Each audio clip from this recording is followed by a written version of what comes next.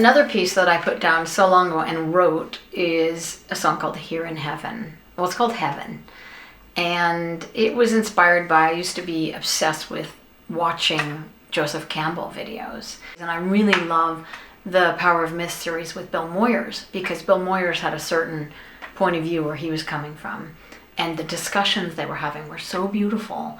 And to watch how Bill Moyers was really listening to Joseph Campbell, he brought up this concept of heaven. The truth that he had come to know through all of his studies and a life of writing and being a scholar on mythology, he just really said, heaven is right here.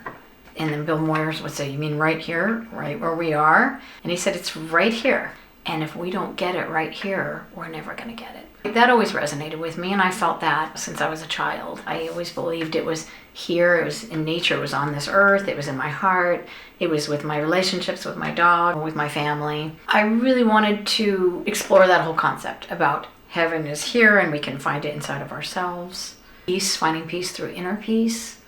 I also I have a line in there, be here now in heaven, so that's a little tribute to Ram Dass and his teachings as well. The song Heaven, I initially, from the very beginning, I wanted that to kind of be an invocation. I heard it, initially I just wanted my voice. I wanted to do something layering my voice, and I wanted my voice to start with the rhythmic figure.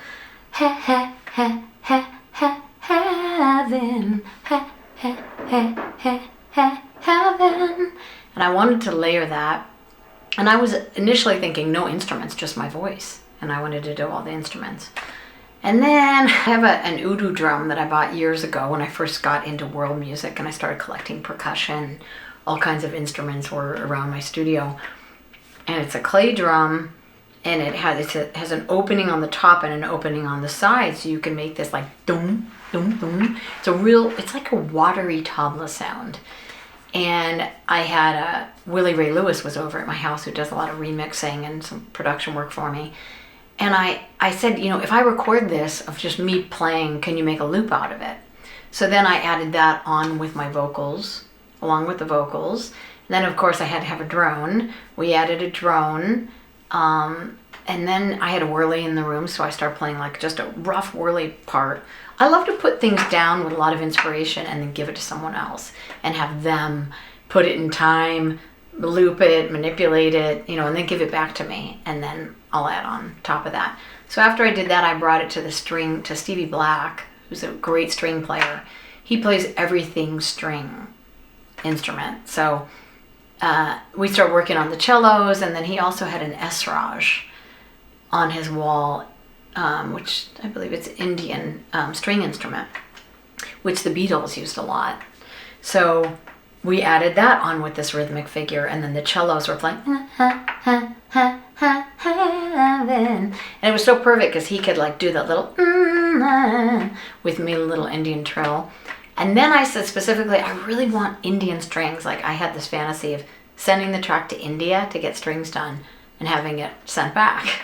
You never know what you're going to get, but I heard it could be amazing and very affordable that way. But we were there, and he had great ideas. We worked on the string lines, and it really works because I say, you've walked the world, you've opened up the sky, and the kind of very exotic Indian string lines come in there. Loved that. Then I took it, it's so funny, it's such a process. Then I took it to Anthony Resta, also known as Ajax, who I'm in another band with called La Machine de Rêve, who's just a master programmer, drummer. He programmed some great, very soft beats and a sitar sample that came in. And he put a bunch of stuff on there. Sometimes I'll get someone like that to layer, and then I'll go home and I'll kind of pick and choose to still keep space in the track. And then the bass, I took it to Mark Brown, to his studio. This record was done a lot that way. I would take it to different places.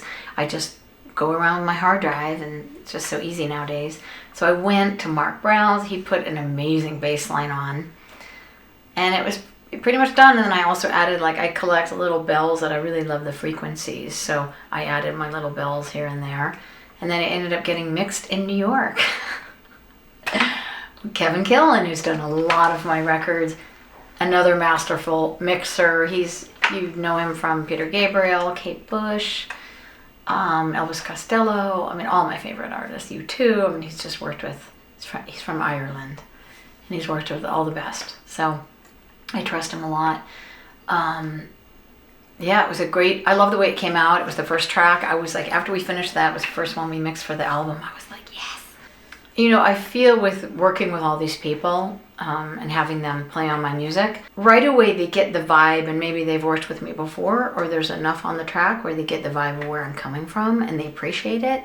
A lot of these guys, they work on so many records. They're working on every style of music, and they always say to me, we love working on your music because it just makes us feel so zen. And you know, even when it's rhythmic, they're like, there's just this cool hypnotic vibe. It just makes us feel so good. Everybody was really happy working on the tracks. That song in particular, everyone thought it was super cool. And at the end of the track, I had already done all the vocals, and I had been listening to another mantra album, and I was listening once again to Nam Myoho Renge Kyo. I'd known that mantra for a long time, and when Sophia, my first daughter, was born, I had hired a night nurse, a baby nurse, who would be with her at night while I was sleeping for a few hours at a time.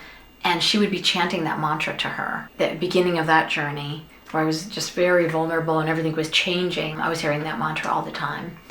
And I wanted to put that at the end of the song, and that's the mantra that's in there.